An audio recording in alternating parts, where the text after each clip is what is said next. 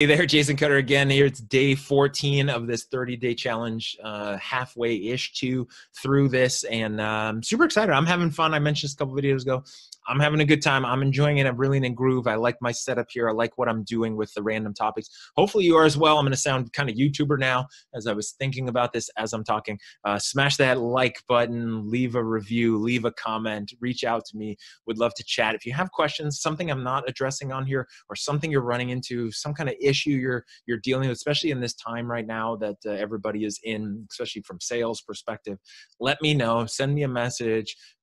And then maybe it's something we can get together on a video call and talk about, or I can just address it and answer that question for you. But for now, let's go ahead and go to the magical wheel. Let's see what we're going to talk about today.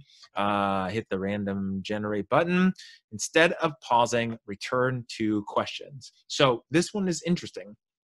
I spoke about this several videos ago. All the days are kind of blending together, so not sure when that was, but I talked about the pausing principle where sales reps, especially order takers, answer a question or make a comment and then pause, leave this void. There's a vacuum, which the universe does not like a vacuum and it wants to fill it. Your prospects are the same way. The fear in their minds, everything running through their brain at 1,000,000 miles a minute, even if they kind of trust you, all of that stuff wants to fill in that vacuum. And then you have this issue where you're going to run into some challenges trying to close that sale.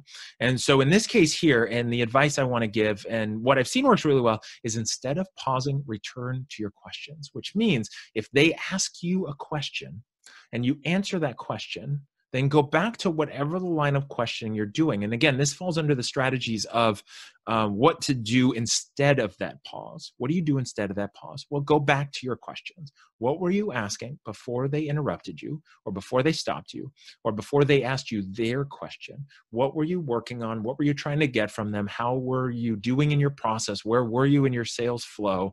And just go back to those questions. There's nothing wrong with that. Answer the question. Don't have a gap. Go back to your questions and move forward. Now, one of the things you don't want to do, which I'll use the rest of our time here to talk about, is what you don't want to do is you don't want to be that person that uses reversing, which is answering questions with a question, right? That's what you don't want to do. People don't like that, especially if they have a question they're asking because they want to know information and they want to get something from you so they know if it's safe to move forward. Is there a fee for your pro? How much do you charge for your program? Well, why does that matter? Right? What kind of fee are you willing to pay? What are you thinking? Right? Like those kind of like instant question answering with a question drives people crazy. They just want to know the answer to their question. So don't do that. So the key is you want to make sure to answer the question, and then you want to return to what you were doing before they interrupted you. So hopefully that helps.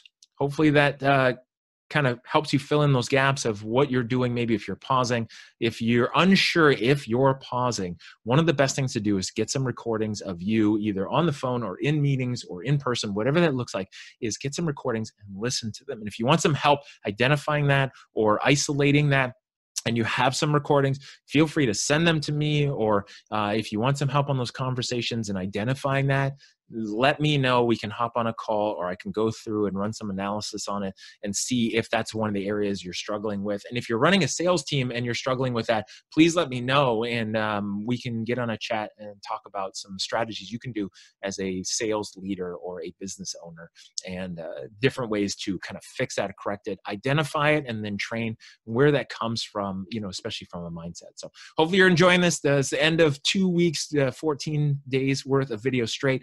And I will see you in the next one.